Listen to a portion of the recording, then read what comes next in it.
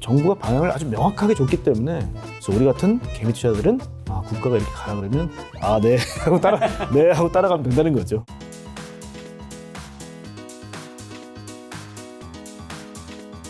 오늘 시엔 바로 테크노믹스 시대편입니다.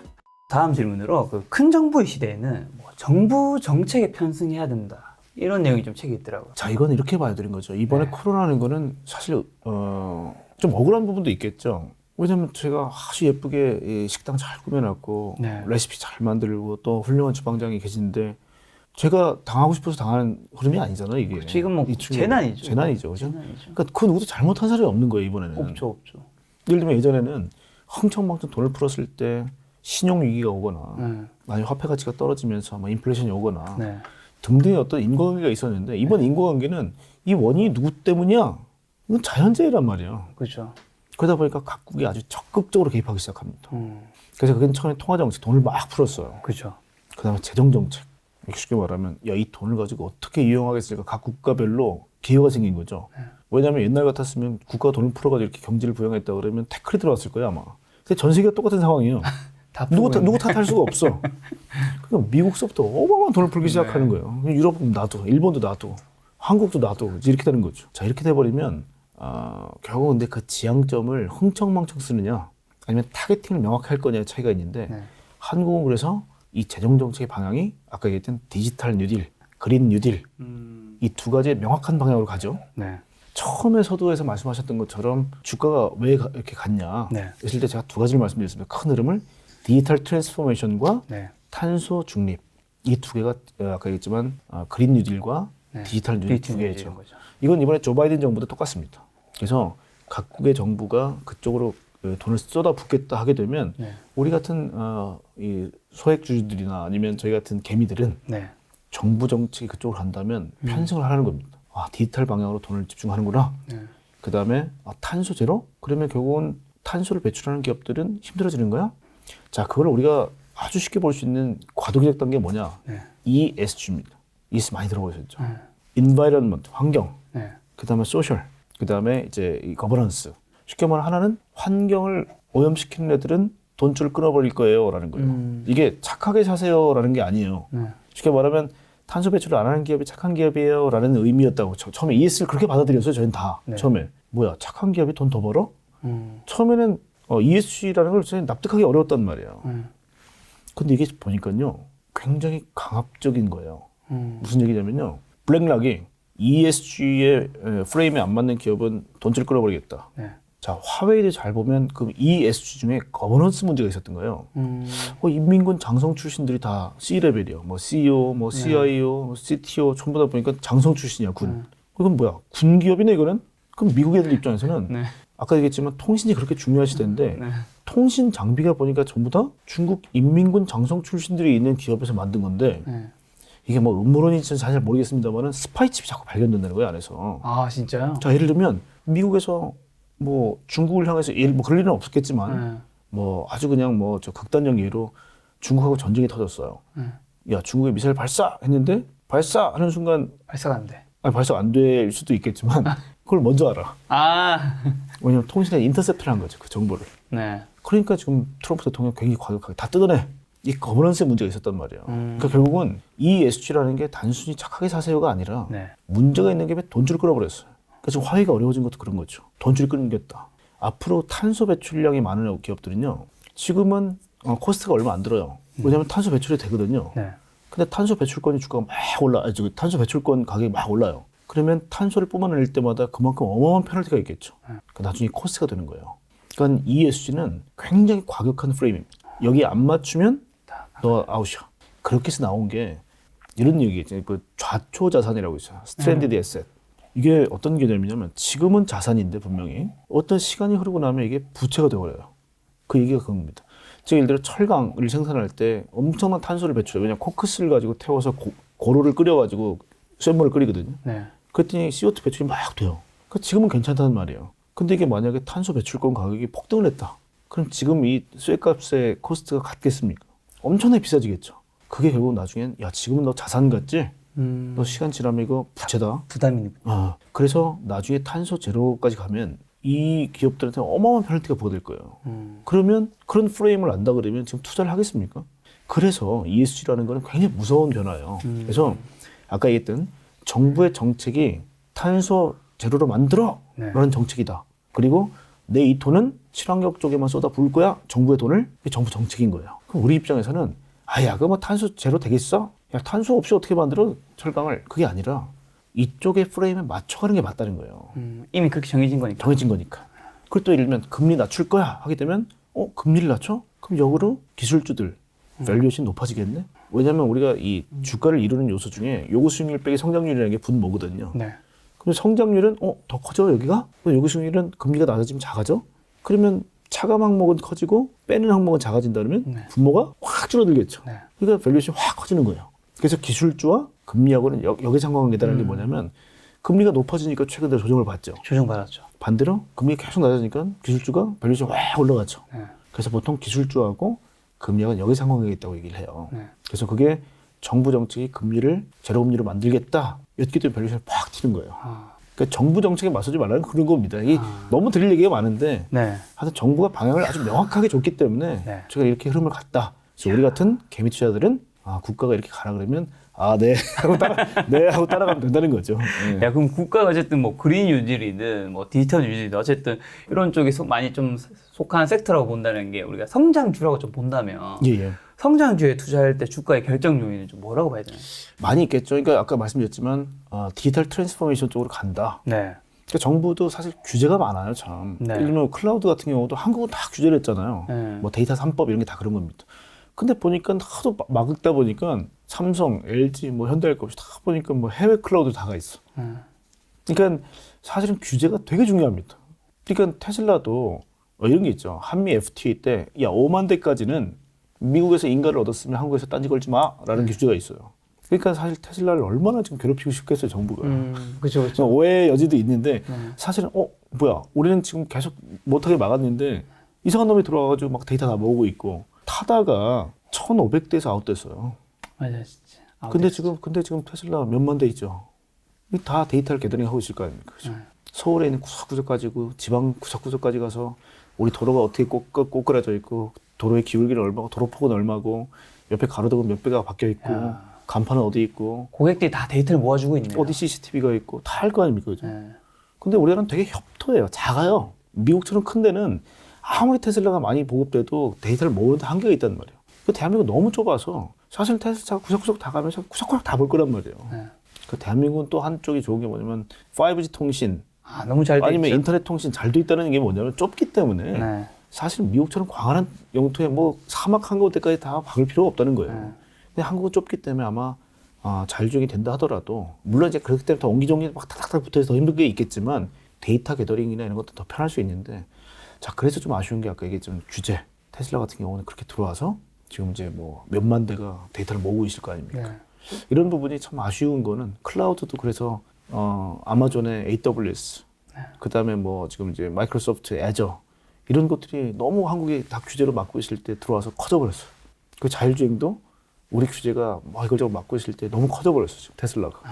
그래서 디지털은 사실 규제하고 같이 갑니다. 예를 들면 UAM도 뭐 설명을 좀 드릴 기회가 있겠지만 비행기가 오르락 내리락 하려면 한국에 연공을 열어줘야죠. 하늘을. 열어줘야죠. 그러니까 규제입니다. 그래서 디지털은 대부분 다 규제 산업이에요. 그래서 국가에서 이걸 관장하시는 분들도 굉장히 어떻게 보면 공부를 좀 많이 하시고 또 대한민국을 위해서라는 얻을 게 이럴 것보다 더 많다고 생각하면 과감하게 또 열어주고 거기에 대한 보완될 수 있는 시스템을 더 만드는 게 더 발전적이겠죠. 그래서 이런 것들이 좀 많이 필요하다.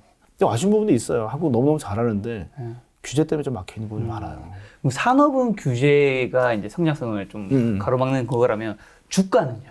주가는 아까 얘기했지만 금리 아까 말씀드렸잖아요. 금리도 되게 중요한 부분이고요. 예를 들면 이런 거예요. 성장이라는 건 우리가 뭐 최근 들어서 프라이스 세일즈 레이쇼도 뭐 PDR에서 드림 레이쇼도 얘기하잖아요. 그게 뭐냐면 성장이라는 건 보통 우리 주가를 결정하는 변수는 이렇게 돼요. DCF라고 해서 디스카운트 캐시플로우라고 해서 현금 흐름이 앞으로 얼마나 쫙 깔릴 거냐. 예를 들어 테슬라가 지금은 요만큼의 현금을 만들어내지만 나중에 요만큼 만들어내고 요만큼 만들어내면 앞으로 10년 동안에 벌어들일 돈을 쭉 해서 할인율이 금리예요. 금리를 할인해서 현가화 시킵니다. 근데 하여튼 이게 얼마나 커질까는 매년 성장률이거든요, 이게. 네. 근데 이거는 사실은 당장 내년에 테슬라가 얼마 벌지도 우리는 모르겠는데 10년 뒤까지 우리가 포캐스팅을 해야 돼요. 그래서 이게 되게 뜬구름 잡는 얘기인 것 같지만 주가를 계산하는 방법 자체가요. 그렇게 되어 있어요. 앞으로 몇 프로 증가할 것 같냐, 매년 몇 프로 증가를 보일 것 같냐를 입력하게 돼 있단 말이에요. 네. 그럼 그거는 어떤 사람은 테슬라는 당신 생각할 것처럼 그렇게 둔하게 성장 안 해요. 이렇게 성장할 겁니다. 라고 기울기를 보는 사람이 있고 네. 어떤 사람은 또 이렇게 보는 사람이 있고 어떤 사람이 이렇게 보고 있기 때문에 결정할 땐 DCF를 딱 돌려버렸을 때는 주가가 다 달라 보이는 거예요. 넣는 수치가 좀 다르겠네. 근데 그거는 예를 들면 최근에 아크 같은 회사는 네. 사실은 굉장히 깊게 보고 있기 때문에 야 이거 기울기가 생각보다 더 가파를 텐데 하기 때문에 밸류에이션 높게 주는 거고요. 테슬라를 잘 모르는 분은 야 테슬라 차 좋네 하고 그냥 사신 분은 미래에 대한 부분은 걔들이 얼마나 많은 자원을 가지고 있는지 모르기 때문에 사실은 또 간과하기 쉬운 부분이 있다는 거거든요. 그래서 그 기업을 잘 아시는 분들이 이 기울기를 어떻게 보냐가 되게 중요합니다. 그래서 우리가 많은 얘기를 들어봐야 되고 실제로 아까 제가 말씀드린 것 중에 좀 의외였던 부분도 있었죠. 예를 들면 뉴럴링크 같은 게 사람을 예를 들면 광섬유를 집어넣고 뭐 바스슥 했는데 내가 갑자기 뇌가 갑자기 뭐 각성을 하면서 제가 몰랐던 걸 다 알고 있어요 지금. 이런 게 앞으로 하겠다. 그래서 지금 뭐 돼지에다가 광섬유 뽑아져서 돼지한테 예를 들어 돼지가 뭐 어떤 생각을 하는 걸 가지고 실제 막 로봇이 움직이게 만든다든지 이런 걸 하고 있는 거거든요 지금. 네. 그래서 이게 다 완성되면 반대로 어느 정도 사람 뇌에다가 이 정도 인풋되는 데이터를 갖고 있다가 번쩍했을 때 우리 뇌가 각성을 한다는 거예요 그렇게. 네. 그리고 나중에 아까 메타버스 얘기 드렸지만 적극적 메타버스는 어떤 거냐면요 우리 뇌에 착각을 하게 만듭니다. 착각이요?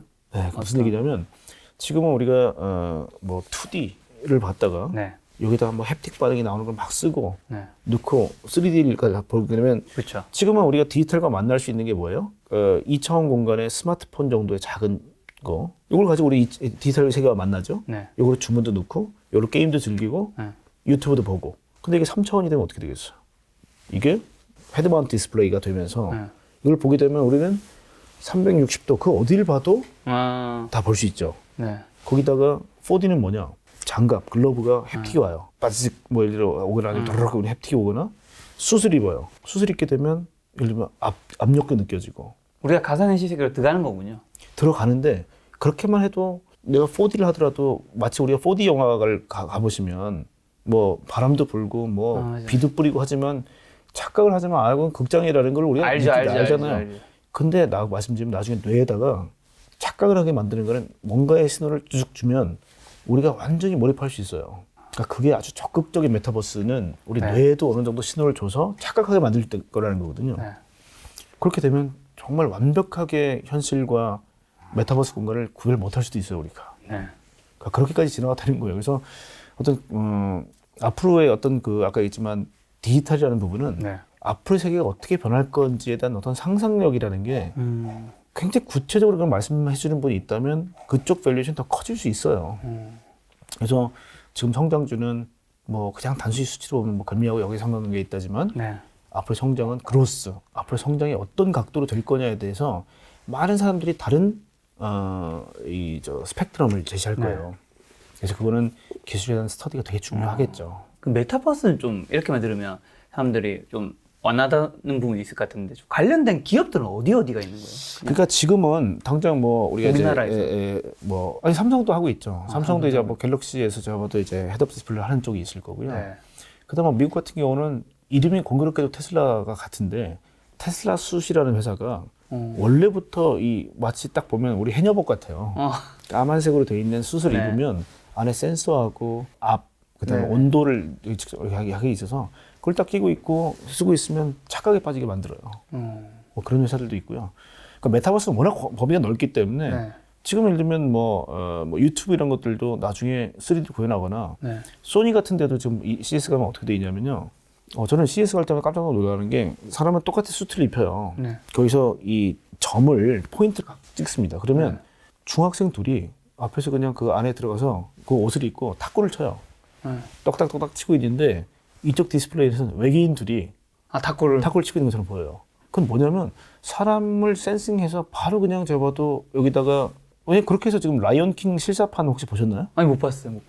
사자가 실제로 되게 진짜 같은데 사자끼리 막 대화하고 뭐 사자 뛰는 것도 굉장히 잡아도 사자 같아요.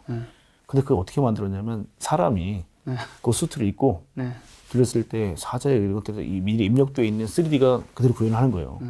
그리고 또 엔비디아가 늘 얘기하는 거 보면 뭐가 있냐면요. 엔비디아가 하는 것 중에 중요한 건 뭐냐면 게임을 네. 실사와 같이 만드는 많은 기술들이 있어요. 음. 제가 정확히 이제 이름이 생각이 안 나는데 예를 들면 우리가 지금 3D로 컴퓨터로 그래픽을 그렸어요. 네. 그러면 질감, 그림자 이런 것들은 사실은 굉장히 어렵거든요. 하나하나 다 구현하려면. 어렵죠.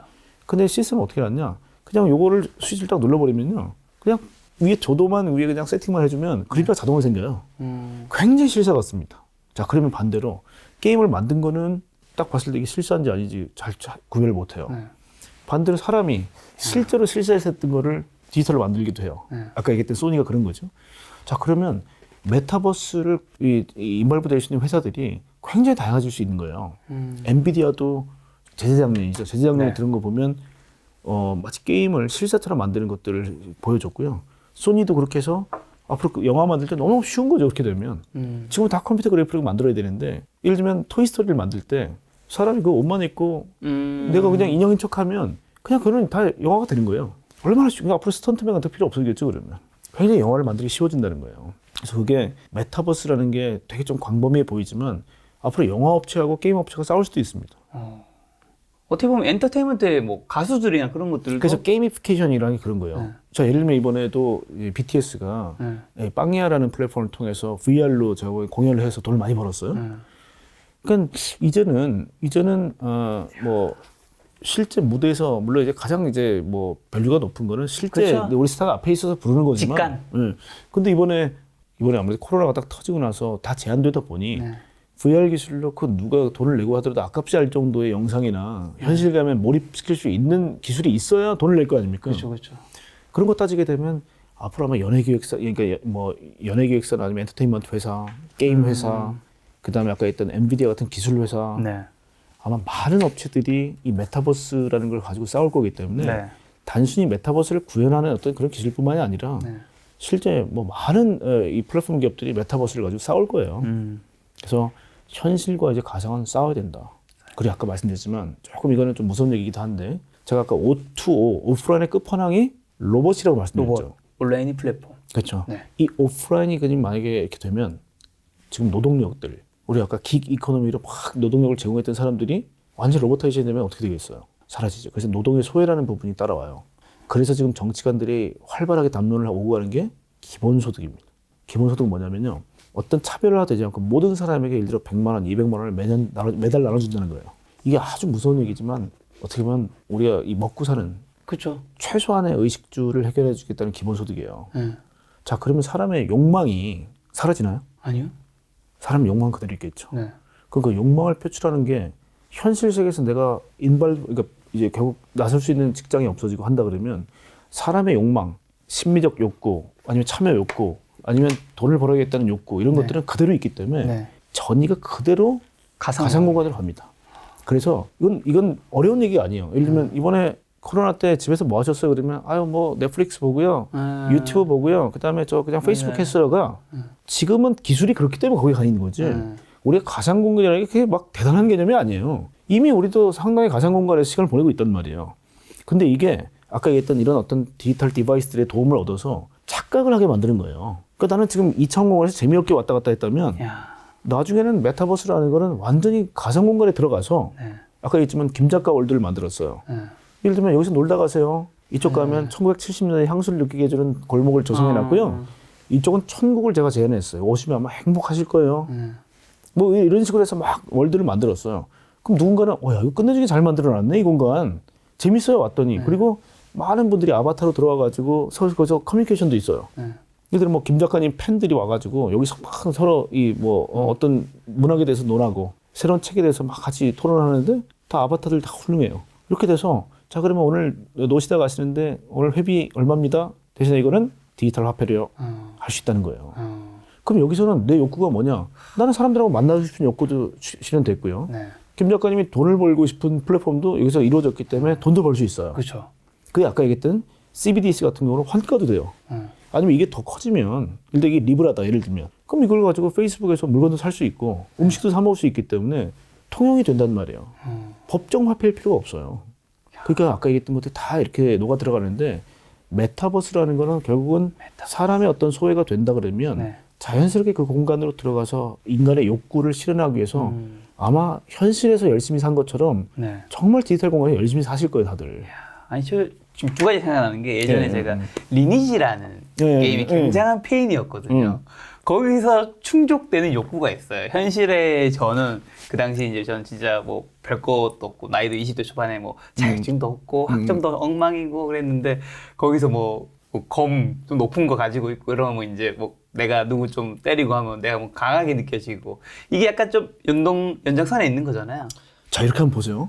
게임은 게임으로 끝났잖아요. 네. 근데 이게 얼마나 무섭냐면 자, 이렇게 한번 보세요. 최근에 이세돌하고 알파고하고 싸웠죠. 네, 그렇죠. 되게 자랑스럽게 참 이제 인공지능이 인류의 마지막 파이트를 할 때 인간 대표로 참 한국 사람을 고른다는 게 참 저는 그쵸. 한편으로 되게 뿌듯하더라고요. 의미 있었죠. 최근에 팔코라는 게 있었습니다. 팔코가 네. 뭐냐면 지금 달파가 네. 이제 이 무인기 앞으로 파일럿을 결국은 사람에서 인공지능으로 대체하려는 프로그램이 있어요. 그래서 미국에 있는 진짜 이 탑건들하고 탑건 5명하고 싸움을 붙였어요. 네. 근데 5대 0으로 인공지능이 이겼습니다. 팔코가 이겼습니다. 그랬더니 완전 자존심 상했겠죠. 미국의 그 엘리트 파일럿들이 그렇죠. 다 져버렸으니까. 그래서 어떻게 또 제안을 했냐. 야, 그러면 진짜 파일럿 말고 게임, 네. 시뮬레이션 게임을 제일 잘하는 사람을 붙여보자. 누가 이기나. 그래서 한국의 한성호 씨라는 에이스라는 이제인데 그 양반을 하고 팔코하고 붙였어요. 1대0, 2대0, 3대0으로 치다가 이제 이 팔코의 움직임을 안 거예요. 이 게이머가 한성호 씨가. 네네. 그래서 결국 넬이 이깁니다. 그래서 난리가 났어요. 왜냐면 그 회사 만들었던 회사는 우리 인공지능 아직도 부족하다. 다시 보완하겠다는 얘기를 하고. 네. 그래서 그게 난리가 난 게 게임 세계에서도 한성호 씨가 제가 봐도 또 대한민국 사람이냐, 또 코리안이냐. 왜냐면 이세돌 씨를 다 기억하는 거예요. 네네. 그래서 결국 인공지능과 싸우는 최종 이 주자는 자, 무슨 말씀을 드리려고 그러냐면 앞으로 전쟁이 나요. 그러면 지금까지 우리 시뮬레이션 게임들 아니면 이런 것들 대한민국 제일 잘하잖아요. 네. 이 게임, 이 스포츠. 네. 자, 그러면 이 스포츠라는 분들이 지금이야 게임방에서 야, 이 새끼야 공부 좀 해! 맨날 여기서 부모님한테 맞는 사람이라면 이제는 그게 어떻게 되냐? 군이 아까 처음에 말씀드렸지만 웨폰이 스마트 웨폰으로 바뀌었다. 그러면 전략 게임이 똑같아지는 거예요. 쉽게 말하면 무기가 다 자동으로 배치돼요. 근데 그러네요. 무기를 아마 인공지능에 맡기는 어려울 거고요. 아마 누군가 CP에서 컨트롤을 해야 될 겁니다. 컨트롤. 자, 그러면 야, 여기가 비어 있으니까 이쪽으로 무인 탱크 보내고 이쪽으로는 무인 드론 띄우고 야. 전략시설 파괴할 때 타겟팅하고 그러면 적의 공이 나왔을 때 어떻게 회피하고 네. 이게 만약에 아까 같은 그 에이스 즉 한성호 씨 같은 사람들로 군대가 구성돼 있다. 네. 그거 제 생각엔 모르긴 몰라도 야. 병력이 얼마 없는 거기에 나라고 뭐 임요원 같은 분들이 그렇죠. 배치되는 거죠. 그게 무슨 얘기냐면 디지털과 현실이 이렇게만 이 쉽게 말해 싱크로가 될 수 있다면 네. 한국은 굉장한 이 전략가들, 전술가들이 아마 지금 장군님들보다 훨씬 전략 시뮬레이션 게임은 게이머들이 더 잘할걸요. 야. 그러니까 이런 세상이 된다는 거예요. 그래서 메타버스가 그렇게 먼 얘기가 아니라 결국은 지금 이 워게임이라는 게 동일합니다, 다. 네. 전략 시뮬레이션을 잘 짜가지고 누굴 어택 기습을 하고 그 다음에 또 얼마나 이 자원을 배분해가지고 전쟁을 할 건지 네. 이렇게 된다면 아마 실제 뭐 우리가 뭐 산을 넘고 뭐 이렇게 군장 메고 뛰어서 전쟁하는 게 아니라 대부분 다 아마 스마트 웨폰들이 싸우는. 그러면 이게 이 디지털이라든지 아니면 이런 이 컨트롤 기술들이 뛰어난 국가들이 사실은 군이 훨씬 더 많고 전략 장비가 많은 곳에서 칠 수 있는 거예요. 진짜 뭐 이순신 장군이 신의 결의 12척이 있으면 그거 이게 똑같은 겁니다. 야. 예전에 그 브루스 윌리스 나왔던 영화가 생각나네. 그 보셨겠죠? 이 제목이 뭐였죠? 아, 영화 제목 생각 안 나는데 이제 본인 방에서 어떤 자리에 앉으면 칩들 딱 붙이면 이제 가상현실 속에서 그 캐릭터가 돌아다니면서 이제 뭐 그게 아마 메타버스가 아마 그렇게 해서 굉장히 아마 활발할 거예요. 그래서 아마 뭐 거기서도 실제 운동량을 요구하는 것들이 있을 거고 그래서 가상 공간이 부정적으로 얘기하자면 야, 그 사람은 그러면 앞으로 뭐 정이나 아니면 이 오프라인 공간에서 또 끈적끈적한 이런 게 없어진다는 거냐 그게 아니라 마치 우리가 이 페이스북에서 친구를 가서 우리 온라인에다가 우리 오프 모임 한번 할래요 하면 모이듯이 아마 이 메타버스 안에서 상당히 많은 또 교류나 또 부가가치 창출이나 이런 게 가능할 거기 때문에 사실 메타버스라는 큰 변화는 디지털 트랜스포메이션이 또 만들어내고 있는 또 하나의 세계일 수도 있어요. 네. 이런 메타버스라든가 뭐 빅데이터 시대에는 그 어쨌든 디지털 혁명 속도가 굉장히 빨라질 텐데 그만큼 보안이라는 요소도 굉장히 중요해지겠네요. 그럼요. 지금 뭐 아까 잠깐 말씀드렸지만 그래서 블록체인이 각광을 받고 있는 거고요. 네. 블록체인은 뭐 아시는 것처럼 인센티브 없이는 네. 가동될 수 없기 때문에 그래서 이제 아까 비트코인 같은 경우가 지금 올라가는 게 단순히 어떤 달러 가치 하락 대신에 뭐 금 가격이나 아니면 그 대안으로서의 비트코인 얘기 나오지만 기술적인 부분, 네. 즉 블록체인이라는 게 훨씬 더 예를 들면 모비라는 게 있어요. MOBI. 모비가 뭐냐면 자동차를 사이버 어택할 수 있기 때문에 네. 그것들을 블록체인으로 자동차에 결국은 접속하지 못하도록 만든 블록체인입니다. 네. 모비 컨소시엄이 전 세계 70% 있는 메이커들이 다 모비를 써요. 그러니까 그런 식으로 절대 뚫을 수 없는 보안 시스템이 블록체인이거든요. 그리고 또 이제 펜티크도 마찬가지예요. 블록체인이 되면 지금 시티뱅크가 독점하고 있는 해외 송금이라는 부분도 지금까지는 누군가가 예를 들면 제가 한국 돈 1억을 보냈는데 네. 어떤 놈이 넌 100만 원 보냈어라고 조작을 해버렸어요. 그럼 전 누구한테 하소연해요? 그러니까 누군가 나를 보증을 해줘야 되기 때문에 그걸 더 서드 파티라고 해요. 제3기관. 네. 그게 지금 은행은 내가 통장에 맡겨놓은 돈이 1억인 거를 1억 맞아? 다음날 또 1억 맞아? 라고 계속 누군가가 내가 가지고 있는 이 정보를 1억이라는 정보를 누군가 개런티를 해줘야 내 1억은 1억인 거예요. 그렇죠, 그렇죠. 근데 이게 지금까지는 은행이 그 역할을 했는데 블록체인 기술은 그 누구도 유변조가 못되게 만드니까 이제는 기술에 맡기는 거죠. 블록체인에 그건 1억이 있다는 원정이 딱 들어가 있으면 그건 네. 아무도 유변조가 안 되기 때문에 그럼 예를 들면 아까 송금도 마찬가지겠죠. 그래서 이 블록체인 기술이라는 게 앞으로 디지털 트랜스포메이션이 더 활발하게 되면 네. 계속해서 의미를 갖게 된다는 겁니다.